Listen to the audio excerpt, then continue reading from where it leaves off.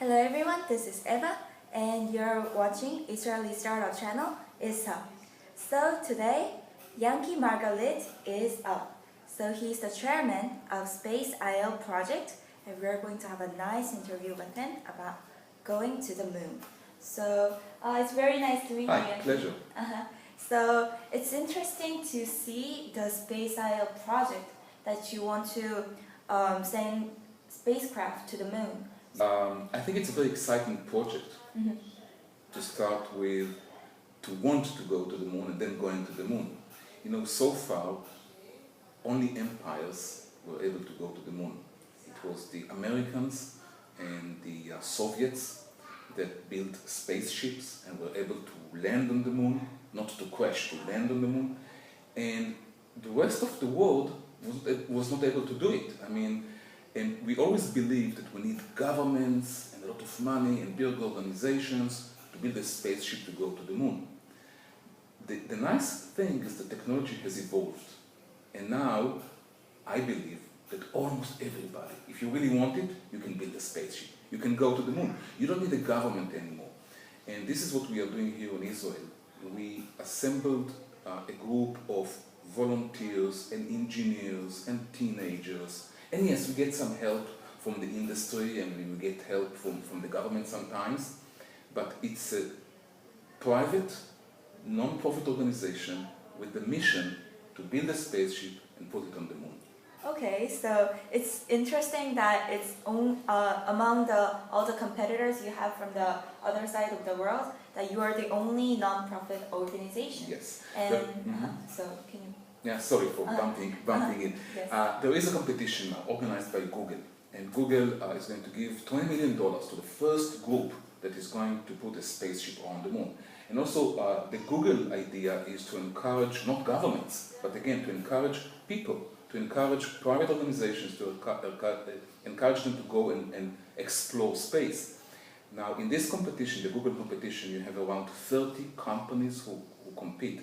And the Israeli team is the only non-profit organization, because we don't do it for commercial reasons. We do it for the sake of science, for the sake of education, for the sake of inspiration. We want to inspire a young generation of young people who want to explore space and go to the moon and do crazy things. So that's why you put this going to the moon, a national mission for... It's a national mission, but it's also a very global mission. It's a private mission, it's a non-government mission, it's a non-profit mission. Yes, it's an Israeli mission. We open it worldwide, whoever wants to join us and support us. We want to prove to ourselves that we live now in a generation that can dream about the space and go to space, and everybody can do it. Where did this feature came out? That you really encourage all the volunteers and partners, supporters in this project. Why not from government? How does this come about? I believe that there is a new movement going now worldwide. We call it the makers movement or the makers generation. People who are able to do things with technology that they could not have done it before. I mean, we become much more capable, much more free, if you ask me, to do things using technology and by doing it privately and not necessarily by the big corporations and and going to the moon is an extreme example. But today, makers or people who use technology can do so many things with 3D printing, with nanotechnology, with biotech, with computing, with robots, and with space exploration. So it's part of this whole, I would suggest, new concept that individuals should be empowered, people should do more, and using technology is so easy and so simple today that everybody can do it. So how do you really do it? How do you really send this spacecraft? Okay. So you mentioned mini satellite you're going to send and... Now, I know that I made it sound very simple to build a spaceship and go to the moon, but it's not a simple thing to do. It's a big project. It's an expensive project right now.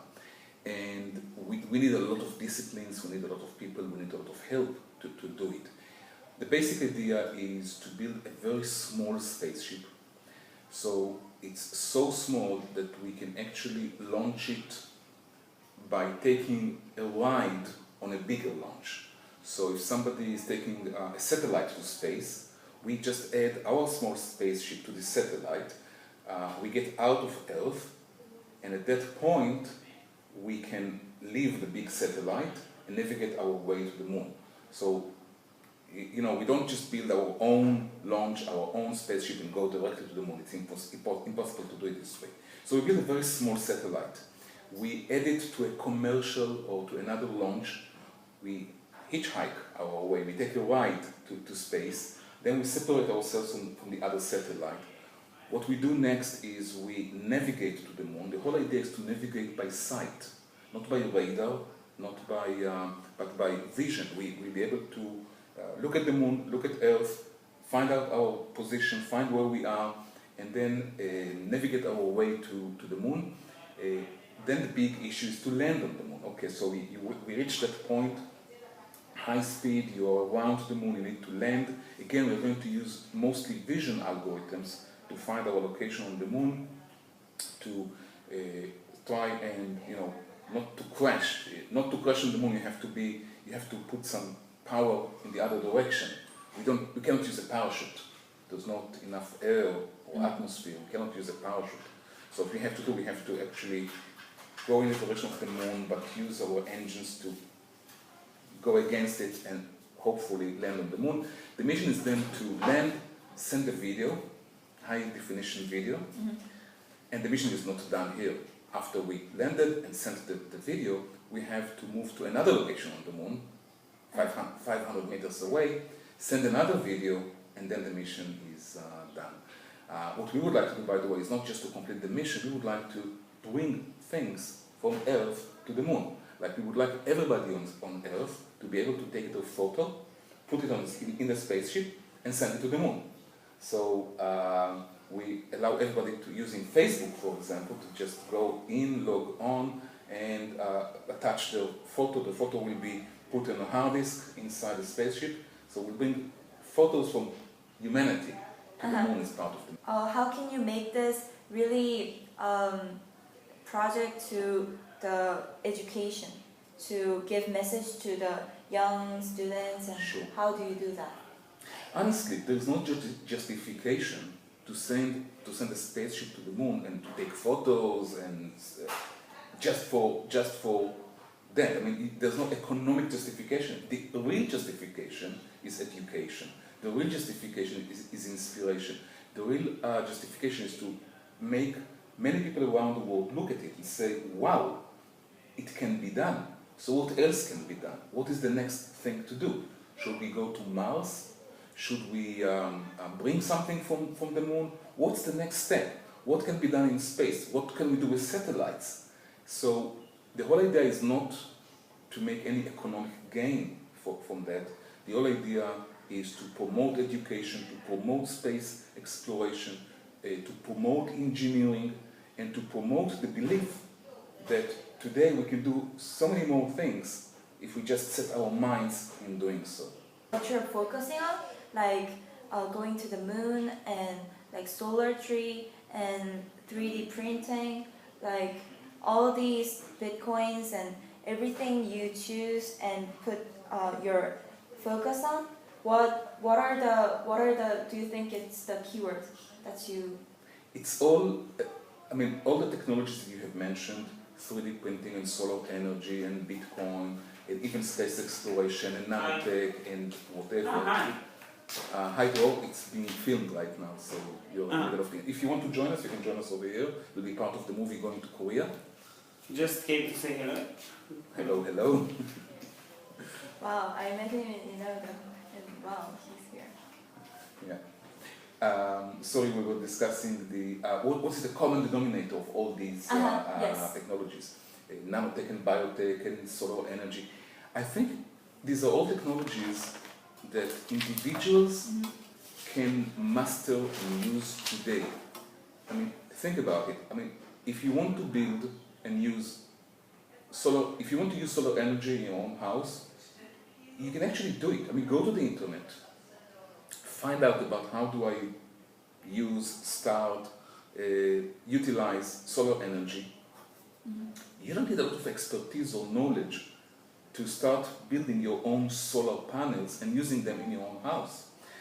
If you want to experiment 3D printing, you can find today very low cost, low cheap home 3D printers. You can find community centers that allow you to go and print 3D models. In every big city today there is a new workshop for 3D printing. So again, as an individual, if you want to play with it, if you want to be innovative, if you want to use technology, you can do it. You can have access to it. Even for biotechnology.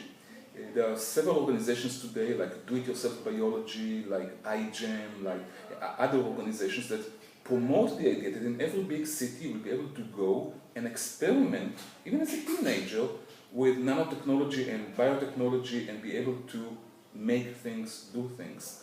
The same, of course, goes to electronics and robotics. I mean, building your own robot today is not rocket science. It's not something that is so difficult to do. So, and all these technologies that you mentioned, I think, it's amazing to see how the public and the young public can get attached to it today quite easily.